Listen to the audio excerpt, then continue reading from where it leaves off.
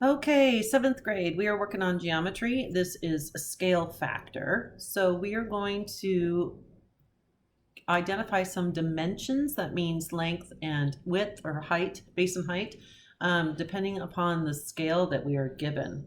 So we're going to definitely need to do a little bit of multiplication. We're going to be probably using our calculators for a lot of these, as we have numbers that are large and or we have some numbers that are not whole numbers, or we're multiplying by whole numbers, things like that. So um,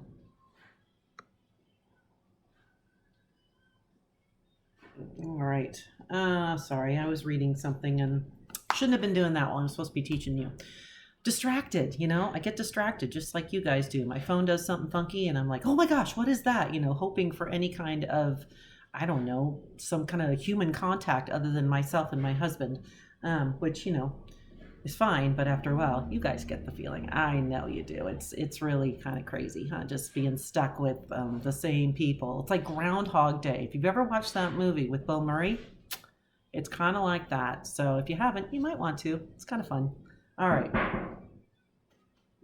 So here we go. Geometry. So the rectangle below is enlarged using a scale factor of 2 and 2/10. So what is the area of the new rectangle? So not only do we need to figure out what our new dimensions are, we also need to figure out what the area is. So you can see right here. So we know we need to be able to multiply length and width. But first we have to figure out what numbers we're working with to begin with. And I don't know, this new setup, I got my laptop up on something. I'm thinking it's not going to work. I'm having a hard time like reaching around. I don't know, maybe this will work. I don't know. It ain't easy. I'm trying to figure this out. Okay, so first we're going to figure out what our new measurements are. So our new measurements now are going to be 36 times 2 and 2/10. And if my handwriting looks funky, it's because I have to watch myself do what I'm doing through my computer screen, which is just weird. I'll see if I can find a different way to do it. But anyway, that's what I'm doing right now. So 36 times 2 and 2/10 is 79 and 2/10. So that's 1. So this one is going to be 79 and 2/10. And that's this one right here. All right. The next one is the 15 inches. So 15 times 2. Whoa, that's a 2. Wow. I only got a little fancy on that one, didn't I? Okay. Times 2 and 2/10. All right, here we go. So we have 15 times 2 and 2/10, and we get 33. Okay, so that is this new length right here. So to find the area of this rectangle, we know that area of a quadrilateral, that's a four-sided figure, is equal to the base times the height. Or more commonly, we do length times width. Oops, wow, I don't know what the heck that was. It was not a W though, was it? Okay, there we go. All right. So we're going to say our length in this case is 79 and 2 inches, but really 79 and 2/10. It really doesn't matter which one you do first, because when you're multiplying, order doesn't have anything to do with anything. So times 33. All right, so times 79. Okay, so I get a big number, but it is enlarged by 2, so we're going to get a big number, which equals 2,613 and 6/10. Now it's measured in inches, so we need to acknowledge that, and area is always square inches. All right, there we go. Okay. So we're going to do a triangle next.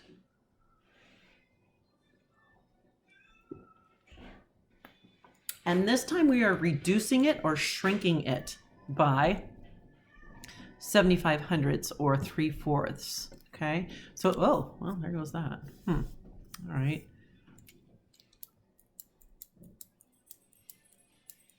I either broke it or that was the end of that. It might have been the end of it. Anyway, okay, so we need to figure out what is the perimeter. Oh, perimeter. Okay, perimeter is the distance around the outside. So we're going to have to take all of these, reduce them by 75 hundredths, and then add them all together. All right, well, luckily, these two are the same. So we can take 12 and 6/10, and we'll just reduce that, and we can use that twice. So to reduce it, what we're going to be doing is we are going to be dividing it by 3/4. So 75 hundredths of 12 and 6/10 actually looks like this. 12 and 6/10 of means to multiply 0.75. Okay, so let's see what that is. 12 and 6/10 times 0.75 equals 9 and 45 hundredths. Okay, so that means this one is 9 and 45 hundredths, and that one is 2. So let's do a little fancy math here. Let's say we're going to do 2 times, because we have two sides at the same length, 9 and 45 hundredths, plus, now we just need to figure out what 75 hundredths of this one is. So again, it's going to be 17 and 8/10 times 75 hundredths, which equals.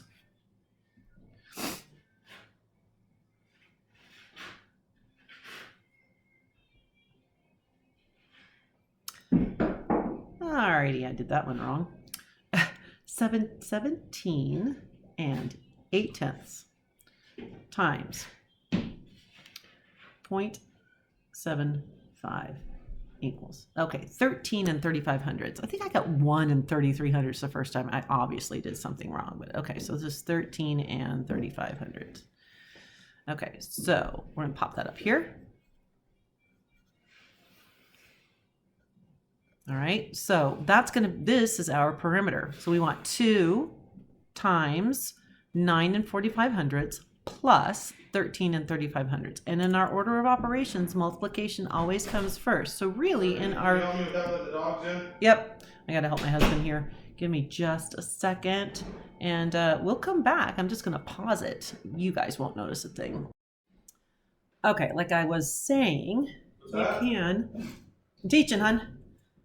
You can multiply 2 times 9 and 45 hundredths in your calculator and then just hit equals, add, and you're good. So 2 times 9 and 45 hundredths equals plus 13 and 35 hundredths equals. All right, so now our new perimeter is smaller than our old one, obviously. 32 and 25 hundredths is what we get. So I'm going to write it right over here. And it is in feet, so we do have to mark that. But perimeter is the distance around. It's not squared. It's called linear, so it's just straight all the way around. We don't have to add anything else to our answer. Okay, let's take a look at number 3. See if I can move this without... Oh yeah, got it. Okay, circles. So circles. The circle below is enlarged using a scale factor of 1 and 45 hundredths. What is the radius of the new circle? Okay, radius. Radius is half of the diameter. So radius is from here out in either direction. It's just half of this whole thing. So if we have 1.5 or 1 5/10 meters, we're going to make that larger, and then we're going to split that number in half to find the radius. So we're asking us for radius, not diameter. So the first thing we're going to do is we're going to enlarge it, which means we're going to take 1, whoa, yeesh. Okay, we're going to say 1 and 5/10 times 1 and 45 hundredths equals, okay. So 1 and 5/10 times 1 and 45 hundredths. and we get 2 and 175 thousandths. So that looks like this, 2 and 175 thousandths. Okay, so now what we need to do is to split that in half, because that will give us the radius. Let's divide that by 2. And we're going to round our answer to the nearest hundredth, because I got 1 and 875 10,000ths, which is a really small number. So we're going to round that. So the radius, our new radius, is equal to this number divided by 2. And I'm going to call that 1 and 9/10. Because our old number was 1.087, that 7 is going to round the 8 up to 9. Okay, and it's meters, so we need to make sure we include that. Okay, let me look at the rest of these really quickly. Oh, we've got 6. Okay, so what I'm going to do is I'm going to take a look at them and see if there's anything we need to talk about before I set you off on your own. So this square is reduced using a scale factor of 2/10. What is the side length? Okay, that's going to be the same thing we've been doing. And you just want to know what 2/10 of 120 is. Okay. Ooh, this is identify the scale factor below. We might need to do that one together. Oh, well, that's a bummer. I was using, kind of a funky thing here to prop my computer up on, and when you move it too much, it falls. Okay, so the scale factor. So basically what we're trying to do is we're trying to figure out how much did they enlarge both of these sides by? I'm going to do one side, you will do the other one, okay? And then you'll know how to do number 6 as well. Okay, so let me move this just a little bit. Come on, if I can pick up the whole thing, not just part of it. There we go. Okay, so this is kind of what we've been doing before. We want to know, what are we going to multiply times 14 to get 7 and 4200ths? And it should be the same number that we can use then for 6 and 31.8. So I'm going to come over here and I'm just going to do it this way. I'm going to divide 74 and 2/10 by 14, and then I'm going to see if that number gives me, if I can multiply that number to 6 and get 31 and 8/10. So let's do 74 and 2/10 divided by 14 equals. So it looks like 5.3 or 5 and 3/10. So I'm going to do that. I'm going to say 5 and 3/10, and I'm going to multiply that to 6. And sure enough, I get 31 and 8/10. So our scale factor is 5.3. So 5 and 3/10. All I did was to take this number and divide it by its corresponding side right here to figure out what our scale factor is. So here, the same thing, only in this case, first, you need to take half of. So, so you get 1. You need half of 19 and 2/10, or you need to double this. You can double 8 centimeters to find the entire diameter all the way across. So if you doubled this, you could 2 times 8, all right? Not 2x. Here I'm just talking like 2 times 8. Well, of course that's 2 times 8, but since we broke up with x and it looks funky now, so let's do this. All right, so this could be 2 times 8 first, and then you'll get your answer here. And then you want to take this one and divide it by your answer here. Or you're going to take half of 19 and 2/10, and then 2 you can divide by 8.